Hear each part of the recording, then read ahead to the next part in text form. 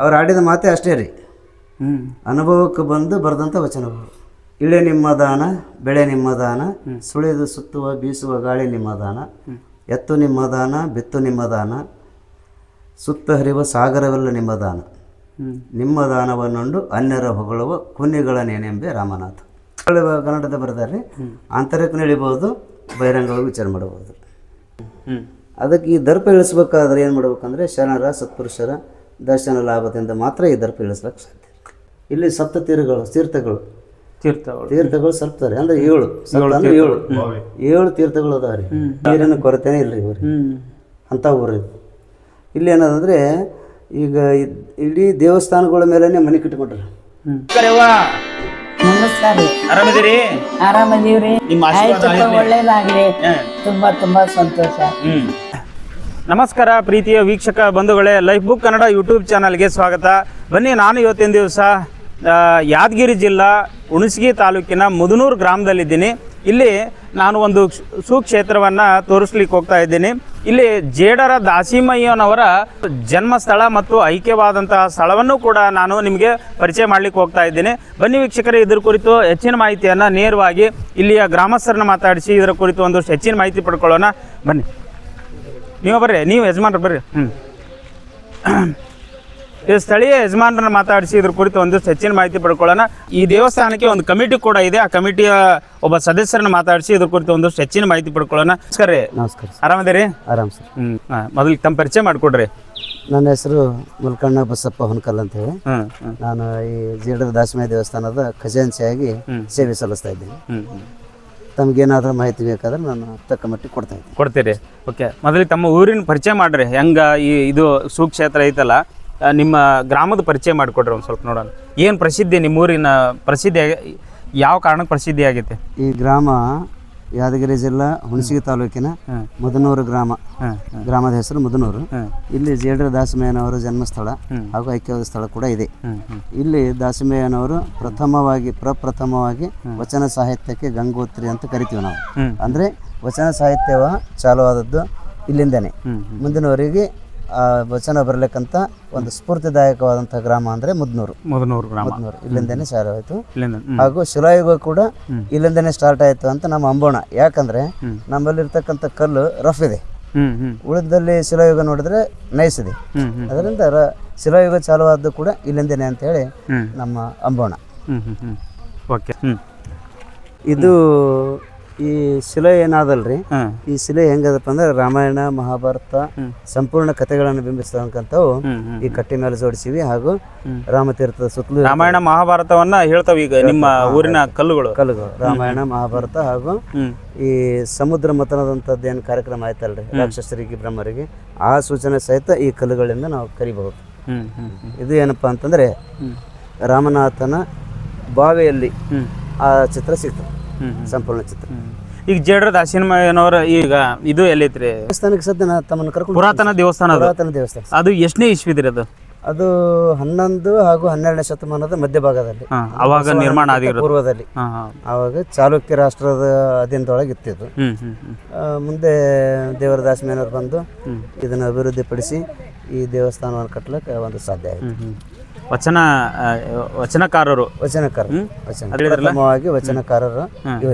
ಇವರೇ ಇಲ್ಲಿಂದನೇ ಮೊಟ್ಟ ಮೊದಲ ವಚನಕಾರರು ದೇವರ ಜೇಡರ ದಾಸಿಮಯ್ಯ. ಬನ್ನಿ ವೀಕ್ಷಕರೇ, ಮೊಟ್ಟ ಮೊದಲು ಏನು ವಚನ ಅಂತ ಹೇಳಿ ಶುರುವಾಯ್ತಲ್ಲ, ವಚನ ಸಾಹಿತ್ಯ ಜೇಡರ ದಾಸಿಮಯ್ಯನವರಿಂದನೇ ಶುರುವಾಯಿತು. ಅಂತಹ ಜೇಡರ ದಾಸಿಮಯ್ಯನವರ ಒಂದು ದೇವಾಲಯ ಅವಾಗಿನ ಕಾಲದಲ್ಲಿ 11-12ನೇ ಶತಮಾನದಲ್ಲಿ ಅಂದರೆ ಬಸವಣ್ಣನವರ ಕಾಲಕ್ಕಿಂತ ಮುಂಚೆ ನಿರ್ಮಾಣ ಮಾಡಿರ್ತಕ್ಕಂತಹ ದೇವಾಲಯ ಇದು. ಬನ್ನಿ ಅಲ್ಲಿಗೆ ಹೋಗೋಣ. ಈ ಕಲ್ಲಿನಿಂದ ಸಿಗ್ತಕ್ಕಂಥದ್ದು ಸಮುದ್ರ ಮಥನ ಏನಾಯಿತು, ದೇವರುಗಳಿಗೆ ಹಾಗೂ ರಾಕ್ಷಸರಿಗೆ ಏನು ಸಮುದ್ರ ಮಥನ ಆಯಿತು, ಆವಾಗ ಸಮುದ್ರ ಮಥನಕ್ಕೆ ಏನು ಕಟ್ಲಿಕ್ಕತ್ತಿದ್ರು, ಆ ಎಲ್ಲ ಚಿತ್ರಣ ಇಲ್ಲಿ ಸಿಗ್ತದೆ. ಒಂದನೇದು. ಎರಡನೇದಾಗಿ ಇವು ಯಾವ ಕಲ್ಲು ರೀ? ಇವು ಕಲ್ಲು ಕರಿ ಕಲ್ಲು ರೀ. ಇವು ಅಂದ್ರೆ ಇವು ಹಂಪಿ ಆ ಕಡೆಯಿಂದ ತಂದಂಥ ಕಲ್ಲುಗಳಿವು. ಇವು ಈ ಮುದನೂರು ಗ್ರಾಮದಲ್ಲಿ ಸಿಗ್ತಕ್ಕಂಥ ಕಲ್ಲುಗಳಲ್ಲ ಇವು. ಆದ್ರೆ ಆ ಟೈಮ್ನಾಗ ದೇವತಾ ದೃಷ್ಟಿಯಿಂದ ಯಾವ ರೀತಿ ತಂದ್ರು ಅನ್ನೋದಕ್ಕೆ ನಮಗೆ ಅನುಭವ ಇಲ್ಲ.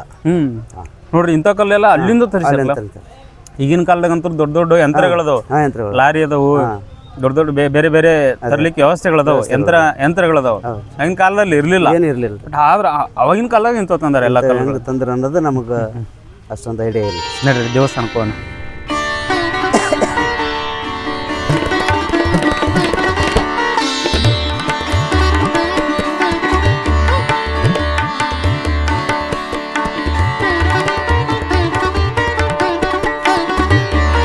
ಪ್ರತಿ ವರ್ಷನೂ ಇಲ್ಲಿ ಪುರಾಣ ಪ್ರವಚನ ನಡೀತದೆ 15 ದಿವಸದ ಪರ್ಯಂತ. ಏನೋ ಹೇಳಕತ್ತಿದ್ರಿ ದೇವರ ದೇಡ್ರ ದಾಸನವ್ರದ್ದು ಪುರಾಣ ಪ್ರವಚನ ನಾವು ಪ್ರತಿ ವರ್ಷನೂ 15 ದಿವಸಗಳವರೆಗೆ ನಡೆಸ್ತೀವಿ. 15 ಅವ್ರು ಬರ್ದಿದ್ವ? ಅವ್ರು ಬರ್ತಿದ್ವಿ, ಅವ್ರ ಪುರಾಣನೇ ಇರ್ತದೆ. ಅವ್ರ ಬುಕ್ಕ ಇಲ್ರಿ, ಅವ್ರದ್ದು ಇರುವು ಅವ್ರ ಇತಿಹಾಸ ಏನಿರ್ತಲ್ರಿ ಆ ಸಂಭಾಷಣೆಯನ್ನೇ ಇಲ್ಲಿ ಪುರಾಣ ರೂಪದೊಳಗೆ ತಗೊಂತೀವಿ. ಅವರು ಮದುವೆ ಹೆಂಗಾಯ್ತು, ಅವರು ಹುಟ್ಟಿದ್ದೆಲ್ಲಿ, ದೇವಗಣಾಧೀಶನಾಗಿ ಇಲ್ಲಿಗೆ ಹೆಂಗೆ ಬಂದ, ಅವ್ರು ಹುಟ್ಟಿದ್ದಿಲ್ಲೇ ಇದೇ ಗ್ರಾಮ ಅವ್ರಿ, ಇದೇ ಗ್ರಾಮ ಹುಟ್ಟಿದ್ದು ಹಾಗೂ ಇದೇ ಗ್ರಾಮನೇ ಐಕ್ಯ ಸ್ಥಳ. ಅವ್ರ ಜಾಗ ಇದೆನಾ? ಇದೆ, ಇಲ್ಲಿ ಇದೆ, ಇದೆ ಇದೆ ಗರ್ಭಗುಡಿ.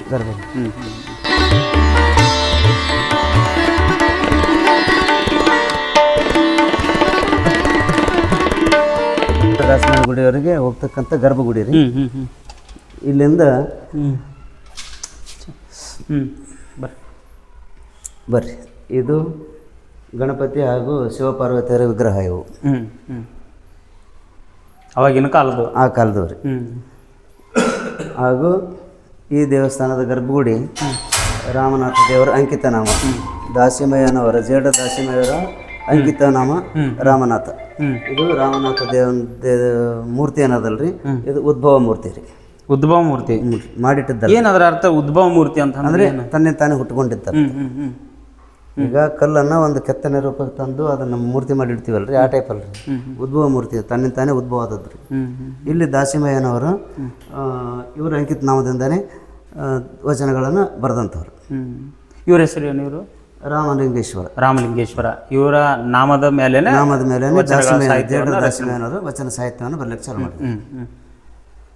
ಇಲ್ಲಿ ಜೇಡ್ರ ದಾಸಿಮಯ್ಯನವರು, ಜೇಡ್ರ ದಾಸಿಮಯ್ಯನವರು. ಇವರು ವಚನ ಬರಿತಿದ್ರಲ್ಲ, ಅವ್ರ ಜಾಗ ಯಾವುದು ಇದೆ ರೀ? ಆ ಗವಿ ಒಳಗೆ ಬರಿತಿದ್ರು ಕುತ್ಕೊಂಡು. ಹೋಗ್ಬೋದ ಆ ಗವಿ ಒಳಗೆ? ಸ್ವಲ್ಪ ಅದ್ರ ಜಾಗ ಭಾಳ ಇಲ್ಲ, ಅಂಥವ್ರಾಗ ಕುತ್ಕೊಂಡ್ ಬರಿತಿದ್ರು. ಅಂದ್ರೆ ಬೆಳಕು ಬೇಕಲ್ಲ ಬರೀಲಿಕ್ಕೆ. ಒಳ್ಳೆ ಎಣ್ಣೆ ದೀಪ ಹಚ್ಕೊಂಡು. ಈ ಕಾಲಕ್ಕೆ ಲೈಟ್ ಅದ್ರಿ, ಈ ಕಾಲಕ್ಕೆ ಲೈಟು ವಗೇರೆ ಎಲ್ಲ ಅದ್ರಿ. ಹಿಂದೆ ಒಂದು ಕಾಲದಾಗ ಲೈಟ್ನ ವ್ಯವಸ್ಥೆ ಇದ್ದಿದ್ದಿಲ್ಲ. ಆ ಟೈಮಿಗೆ ಈಗ ಚಿಮಣ ಹಚ್ಚಿ, ಚಿಮಣ ಅಂದ್ರೆ ಗೊತ್ತಾಗ್ತಾರೆ, ಇದ್ರದ್ದು ಅವಾಗಿನ ಕಾಲದಾಗ ಎಲ್ಲಿ ಒಳ್ಳೆಣ್ಣೆ, ಸೀಮೆ ಎಣ್ಣೆ ಇಲ್ಲ, ಹರಳೆಣ್ಣೆ ಎಣ್ಣೆ ದೀಪ ಹಚ್ಕೊಂಡೆ ಆವತ್ನಾಗ ವಚನ ಬರ್ತಿದ್ದೆ. ಅವರು ವಚನಗಳು ಹೆಂಗೆ ಬರ್ತಿದ್ರಪ್ಪ ಅಂತಂದ್ರೆ ಅದಕ್ಕೊಂದು ನಿಯಮ. ಈಗ ಬರ್ಲೇ ಕುಂತಿಂದ ಒಂದಕ್ಕಾಗಲಿ ಸಂಡಸ್ಕಾಗಲಿ ಹೋಗೋದಿಲ್ಲ ರೀ. ಬೇರೆ ದೇಶಕ್ಕೆ ಹೋಗಂಗಿಲ್ಲ. ಅವತ್ತು ಹೋದ್ರೆ ಅಂದ್ರೆ ಅವತ್ತು ಬಿಟ್ಬಿಡೋದ್ರಿ. ಮತ್ತು ನಾಳೆನೇ ಸ್ನಾನ ಪೂಜೆ ಅದೇ ತಪಸ್ಸೆಲ್ಲ ಮುಗಿಸ್ಕೊಂಡು ಮತ್ತೆ ಬರ್ಲಿಕ್ಕೆ ಎಲ್ಲ ವಚನಗಳು ಮಾಡಿ. ಅವ್ರ ವಚನಗಳು ಅಂದ್ರೆ ಏನ್ರಿ, ಅವ್ರು ಆಡಿದ ಮಾತೆ ಅಷ್ಟೇ ರೀ, ಅನುಭವಕ್ಕೆ ಬಂದು ಬರೆದಂಥ ವಚನಗಳು. ಅವ್ರ ಮಾತೇ ವಚನ, ಅದು ಮಾತೇ ವಚನ. ವಚನ ಅಂದ್ರೇನೆ ಮಾತು. ಅದನ್ನೇ ಒಂದು ಹೇಳ್ಬಿಡ್ತೀನಿ ನಿಮಗೆ. ಹೇಳ್ರಿ. ಇಳೆ ನಿಮ್ಮ ದಾನ, ಬೆಳೆ ನಿಮ್ಮ ದಾನ, ಸುಳಿದು ಸುತ್ತುವ ಬೀಸುವ ಗಾಳಿ ನಿಮ್ಮ ದಾನ, ಎತ್ತು ನಿಮ್ಮ ದಾನ, ಬಿತ್ತು ನಿಮ್ಮ ದಾನ, ಸುತ್ತ ಹರಿವ ಸಾಗರವೆಲ್ಲ ನಿಮ್ಮ ದಾನ, ನಿಮ್ಮ ದಾನವನ್ನುಂಡು ಅನ್ಯರ ಹೊಗಳುವ ಕುನ್ನಿಗಳ ನೇನೆಂಬೆ ರಾಮನಾಥ. ಎಂಥ ಮಾತು, ಇದರೊಳಗೆ ಎಷ್ಟು ಅರ್ಥಗರ್ಭಿತ ಮಾತು. ಇಂಥವು ಸರಳವಾಗಿ ಜನಸಾಮಾನ್ಯರಿಗೆ ಅರ್ಥವಾಗುವಂಥ ಮಾತುಗಳಿವೆಲ್ಲ. ಸರಳ ಕನ್ನಡದ ಬರೆದಾರೆ. ಆಂತರಿಕ ಇಳಿಬಹುದು, ಬಹಿರಂಗವಾಗಿ ವಿಚಾರ ಮಾಡಬಹುದು. ಎರಡು ರೀತಿಯಿಂದ ವಿಚಾರ ಮಾಡಿದ್ರೆ ಅರ್ಥ ಆಗ್ತೈತೆ. ಕಡೆಗೀಲಿಲ್ಲದ ಬಂಡಿ ಹೊಡೆಗಿಡುವುದು ಮಾಡಬದೆ, ಕಡೆಗೀಲು ಬಂಡಿಗೆ ಆಧಾರ, ಕಡು ದರ್ಪವೇರಿದ ಒಡಲೆಂಬ ಬಂಡಿಗೆ ದೃಢ ಶರಣರ ನುಡಿಗಡಣವೆ ಕಡೆಗೀಲು ಕಾಣ ರಾಮನಾಥ. ಇದ್ರದ್ದು ಒಂದು ಸ್ವಲ್ಪ ವಿಶ್ಲೇಷಣೆ ಮಾಡಿ ಹೇಳ್ರಿ ನೋಡೋಣ. ಏನು ಈಗ ಈ ಒಡಲಿಗೆ ಈ ದೇಹಕ್ಕೆ ಹೆಂಗಾಗ್ತದಪ್ಪ ಅಂತಂದ್ರೆ ರೀ, ಒಂದು ಸಲ ಸರಿ ಸಂಪತ್ತು ಬಂದ್ರೆ ಸುಖಿ ಇರ್ತಾರೆ. ನನಗೆ ಯಾರು ಅದಾರ, ನಾನು ಹೇಳಿದ್ದೆ ನಡಿಬೇಕಲ್ಲ. ಅದಕ್ಕೆ ಈ ದರ್ಪ ಇಳಿಸ್ಬೇಕಾದ್ರೆ ಏನು ಮಾಡ್ಬೇಕಂದ್ರೆ ಶರಣರ ಸತ್ಪುರುಷರ ದರ್ಶನ ಲಾಭದಿಂದ ಮಾತ್ರ ಈ ದರ್ಪ ಇಳಿಸ್ಲಿಕ್ಕೆ ಸಾಧ್ಯ. ಇದು ಮಾತು. ಇದು ಇಲ್ಲಿ ರಾಮಲಿಂಗೇಶ್ವರ ದೇವಸ್ಥಾನ. ಹಾಗೆ ಇದನ್ನ ನಿರ್ಮಾಣ ಮಾಡಿದವರು ಯಾರು? ಇದನ್ನ ಈ ಕಟ್ಟಡವನ್ನ, ಈ ರೀತಿ ದೇವಾಲಯವನ್ನ ಯಾರು ಮಾಡಿದ್ರು? ಚಾಲುಕ್ಯ ವಂಶಸ್ಥರು ರೀ. ಚಾಲುಕ್ಯ ವಂಶ. ಚಾಲುಕ್ಯ ರಾಷ್ಟ್ರಕೂಟರೇ ರಾಜವಂಶಸ್ಥರೇ ಇದನ್ನು ನಿರ್ಮಾಣ ಮಾಡಿದ್ದಾರೆ. ಇಲ್ಲಿಗೆ ದಾಸಿಮಯ್ಯನವರು ಪ್ರತಿನಿತ್ಯ ರಾಮನಾಥನ ಸೇವೆ ಮಾಡ್ತಿದ್ರು. ಪೂಜೆ ಪುನಸ್ಕಾರ ಇಂತೆಲ್ಲ ಬಂದವರಿಗೆಲ್ಲ ದಾಸೋಹ ಮಾಡೋದು. ಇನ್ನು ಉಳಿದು ಈ ಸದ್ಯ ಇರ್ತಕ್ಕಂಥ ಮಠಾಧೀಶರು ಎಲ್ಲೋ ತಟ್ಟೆ ತಂದು ದಾಸೋಹ ನಡೆಸ್ತಾರೆ. ಇವರು ದಾಸೋಹ ಹಂಗಲ್ರಿ, ಸ್ವಂತ ನೇಯ್ಗೆಯಿಂದ ನೇಕಾರ ಸಮಾಜ ರೀ ಅವ್ರದ್ದು. ನೇಯ್ತಿದ್ರು. ಬಟ್ಟೆ ನೇಯ್ತಿದ್ದಾರೆ. ಬಟ್ಟೆ ನೇಯ್ದು ಅದನ್ನು ಮಾರಿ ಬಂದು ಪ್ರಸಾದ ಮಾಡಿಸ್ತಿದ್ರಿ ಜನರಿಗೆ. ಯಾರು ಈ ಜೇಡ್ರ ಹುಳು ಹೆಂಗ ನೂಲು ನೈತೈತೆ. ಈ ಬಟ್ಟೆಯನ್ನು ಈ ಮಾನ ಮುಸಲ ಕೊಟ್ಟಂತ ವ್ಯಕ್ತಿನೇ ದಾಸಮಯ್ಯನವರು. ಇವ್ರಕ್ಕಿಂತ ಮೊದಲು ಬಟ್ಟೆ ಇದ್ದಿದ್ದಿಲ್ರಿ. ಬಟ್ಟೆ ಇದ್ದಿದ್ದಿಲ್ರಿ. ಜೇಡ್ರ ದಾಸಿಮಯ್ಯನವರು ಬಂದ ಮೇಲೇನೆ ಬಟ್ಟೆ ಬಂದಿದ್ದು. ಬಟ್ಟೆ ಚಲೋ ಐತ್ರಿ. ಅವ್ರು ನೇಯ್ದಂಥದ್ದು ಬಟ್ಟೆಗಳೆಲ್ಲ ಆಮೇಲೆ ಮನುಷ್ಯ ತೊಡ್ಲಿಕ್ಕೆ ಶುರು ಮಾಡಿದ್ರು. ಯಾಕಂದ್ರೆ ಇವರು ಬಟ್ಟೆ ನೇಯ್ದು ಮಾರಿ ಅದರಿಂದ ಬಂದ ಹಣದಿಂದ ದಾಸೋಹ ಮಾಡ್ತಿದ್ದರು. ಅರ್ಧ ದೇವರೇ ಇವರು ಅಂಕಿತನ ಮಟ್ಟುಕೊಂಡೆ ರಾಮನಾಥ ಅಂತೇಳಿ ವಚನ ಬರ್ಲಿಕ್ಕೆ ಚಾಲು ಮಾಡಿದ್ದಾರೆ. ಅಲ್ಲಿ ಹೋಗೋಣ್ರ ಬರ್ರಿ. ಇಲ್ಲ ಎಷ್ಟು ಕೋಲ್ಡ್ ಐತಲ್ಲ ಇದು, ಎಷ್ಟು ಶಾಂತ ಐತಿ ಇದು. ಯಾಕೆ ಇದು ಕೋಲ್ಡ್ ಇರ್ತದೆ ಅನ್ನೋದಕ್ಕೆ ಸತ್ಯಕ್ಕೆ ಈ ಕಲ್ಲು ದೊಡ್ಡ ಕಾಯಂಗಿಲ್ಲ ರೀ. ಅಂದ್ರೆ ಏನ್ರಿ ಗರಂ ಆಗಂಗಿಲ್ಲ. ಎಷ್ಟೇ ಬೇಸಿಗೆ ಬಂದ್ರು 4 ಗಂಟೆವರೆಗೂ ಒಂದು ತಾಸು ಏನೋ ಸ್ವಲ್ಪ ಹೆಚ್ಚು ಕಡಿಮೆ ಕಾಯ್ದರ್ನ ಸತ್ಯಕ್ಕೆ 4 ಗಂಟೆಯಿಂದ ಮತ್ತೆ ತಂಪು ಬಂದ್ಬಿಡ್ತದೆ ರೀ. ಹಿಂಗಾಗಿ ಇದು ತಂಪು ಇರ್ತದೆ, ಯಾವಾಗಲೂ ತಂಪು ಇರ್ತದೆ. ಯಾವಾಗಲೂ ತಂಪು. ಒಬ್ಬ ಕೈಗೆಟುಕೊಳ್ಳೋ ರೀತಿಯಲ್ಲಿ ಕಟ್ಯಾನ ಎಲ್ಲ. ಮನುಷ್ಯ ಇಲ್ಲಿ ನೋಡ್ರಿ ಕೈ ಚಾಚಿದ್ರೆ ಸಿಗುತ್ತೆ. ಯಾವ ಕಲ್ರಿ ಇದು? ಅದೇ ರೀ, ಇದು ಹಂಪಿಯಿಂದ ತರಿಸಿರಿ. ಇದು ಹಂಪಿಯಿಂದ ತರಿಸಿರಿ. ಎಲ್ಲ ಕಲ್ಲು ಅಲ್ಲಿಂದ ರೀ, ನಂಬರ್ ಸಿಗಂಗಿಲ್ಲ ರೀ. ಭಾಳ ದೂರಲಿಂದ ನಾನು ಕಲ್ಪನೆ ಪ್ರಕಾರ ಹಂಪಿಯಿಂದನೇ ತಂದಿರ್ಬೋದು. ಅಲ್ಲೇ ಸಿಗ್ತಾರೆ ಈ ಕಲ್ಲು. ನನ್ನ ಅನುಭವ. ಇನ್ನೊಂದು ವಿಶೇಷತೆ ಏನಂತಂದ್ರಿ, ಎಷ್ಟು ಕೋಲ್ಡ್ ಐತೆ ನೋಡ್ರಿ.